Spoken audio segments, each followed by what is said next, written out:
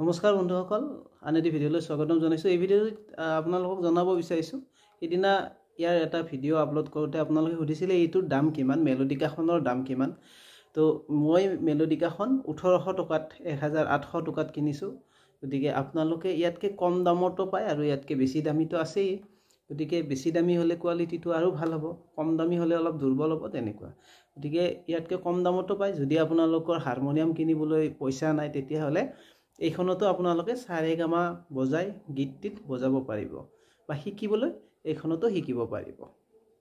গতিকে আমি আচলতে বাঁহী বজালে এনেকুৱা এখন কিবোৰ্ড বা হাৰমনিয়াম বা মেলোডিকা হ'লেও এখন থাকিলে আমি স্কেলৰ বিষয়ে নলেজ ল'বলৈ যথেষ্ট সুবিধা হয়।